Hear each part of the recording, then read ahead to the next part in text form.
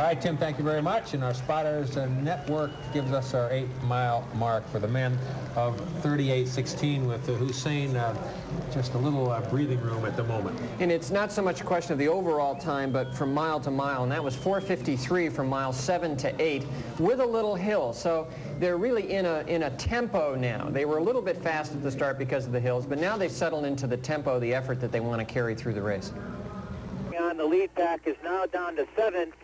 Just a short while before the 15-mile mark, I was watching Ikangaa very closely. Treacy took off. Ikangaa kept it right in sight and went step for step with them. They look like the two that are setting the pace here now. Steve Jones has now moved up and is in the front line along with Ikangaa and Treacy, and all three of them look strong. So we're talking about Jones in the center, Treacy, Ikangaa, Gomez is still there. Hussein is still here. Hussein is still there. Poli's still here. Gianni Poli of Italy. And Mustafa is still here. And those are the 7. That's it. So Jeff Smith has dropped off then. Jeff Smith, Bob, is now about 30 yards back. Okay. They were 1:03.12 at halfway, which puts them on world best pace if they were to continue, and if Heartbreak Hill weren't in the middle towards the end of the race. So I think... Okay, here we come up Heartbreak Hill now, and finally do we get to see the 4 who are in the pack there, and explain what you see here. All 3 of you. Go ahead. Well, we can see Ikangaa up the front there pushing the pace, and I think, that's not very surprising. Like we were saying before, Juma's a very honest runner. He gets out there and he's going to do his best, and he doesn't muck around. He just runs a good, solid, aggressive race. Hussein is back off his left shoulder. Hussein is just off his left shoulder, and Treacy and Poli, that's Gianni Poli just running beside. No, it's not. It's Mustafa Nashadi. And once again, Mustafa trains with the Italians. So if Bordin does come through, it'll be very interesting to see, because Mustafa trains with a different group from the Bordin group. So he won't want Bordin to beat him at all. How downhill it is, it hurts. Okay, why don't we turn around and you take a look at those runners and give me some thoughts as they run right by us here. I think everyone's looking good right now, and they're just heading for home. They smell it. They have passed us at the crest here at Heartbreak Hill, Bobby, and heading down a little hill before going up and passing the Boston College campus. And there they are, the 4 runners right now headed home in the last 5 or 6 miles here in the Boston Marathon. I think they're looking well. I think Ikangaa still is the one to beat. He looks in control and real smooth. I'm amazed. Is there a surprise? Is there a surprise, as far as you're concerned, of any of the 4 that are here? John Treacy is definitely a surprise. So much for resting the last week. He's probably done more mileage this week than he has all year, so...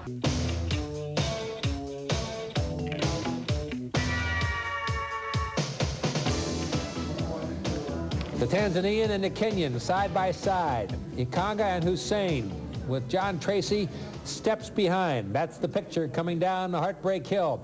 Let's go down to Tim Kilduff, who is on the men's truck just yards ahead of these 2 leaders. Tim? Bob, we just passed Boston College, and you're right. Ikangaa and Hussein are in the front. Treacy now is about 30 yards back.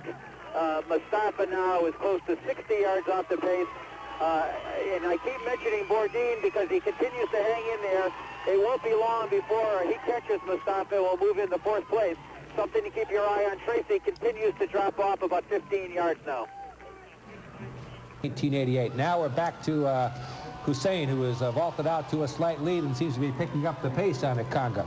I think these 2 men are very fit and ready to run, but what's also surprising is John Treacy. He had to run a 4:47, 4:48 mile to stay in there. He's trying to catch up because in this kind of race, you can't lose contact. He knows he has to go back now. We can see the other runners that aren't really that far, although sometimes the camera gives you a bad perspective on things, doesn't it? Back out to the men's truck. There's Ibrahim Hussein, and next to him is Juma Ikangaa. Behind him will be John Treacy, and Treacy's hanging in there. Bordin has moved up to 4th place ahead of Mustafa, but Treacy is really showing some mettle here when he was pushed back and now is staying within striking distance, although he looks very uncomfortable out there. But he always looks uncomfortable. Bob, I really wish I could switch seats with you now. I wish you were out here because these 2 are going head-to-head. I try to subjectively look at these guys. Hussein is running exactly the way he did from the start of the race. Ikangaa is now beginning to labor just a little bit. His breathing pattern is starting to change. Treacy now is about 30 yards off the pace. But these two guys are going to go at it, and they're going at it right now. Close itself to a faster pace, these guys head-to-head, or is there more strategy here? I think there's much more strategy. I think if they were alone, they could really afford to just, let it all go. And, if they got a little bit tired over the last 50 yards or they had cramps like we saw Jess Smith have when he won it, it wouldn't really matter because they'd be well clear and they'd still win comfortably. This is going to be an unbelievable finish as they come through Kenmore Square. Remember the other two, Rogers and Wells, and Salazar and Beardsley, they were 2 seconds apart. That was the closest two finishes in the history of the Boston Marathon, but now it's Ikangaa and Hussein. In 86. The problems I was having at this stage were in my legs. I was getting cramps from running up and down the hills. And here it is. Ikangaa appears to be pulling out, at least on that turn, but Hussein is neck and neck. And now it's a run down to the finish line. Remember, the finish line has been moved not from the Prudential Center, but to the Boston Public Library, so it's a considerable distance down the road, although they can both see it at this point in the race. I think Ikangaa just cut him off, Hussein off on that corner, and I think Hussein had to shorten his stride. He lost a couple of beats, and I think that's the reason he's just a little bit off here. This is a long finishing shoot too, and the last thing you want to do is commit yourself too early and have to pay the price by tying up and being run over the top of, because like Frank was saying, at this stage you don't have a lot of rope to play with. Looks like Ikangaa now has made a move and is beginning to sprint toward the finish line. Hussein seems to have fallen back just a bit. If he can open up a gap now, Hussein will start looking behind and making sure that he's got second. And as soon as he starts to do that, we'll know that Ikangaa has won the race. Hussein is staying right in there. Hussein moving off to Ikangaa's right-hand side, trying to get by. Is he drafting a bit? I think he's just trying to stay as close as he can. It's Juma Ikangaa now with the lead. If he stays there, he'll be the new champion of the Boston Marathon. Ikangaa and Hussein. And the crowd can hear them. We can hear them behind us now. Here comes Hussein with a kick. It's Ibrahim Hussein who has taken over the lead of the Boston Marathon. And it's Ibrahim Hussein who has won New York and is about to win Boston. He made his move. He waited to the last second, and he's coming in to win.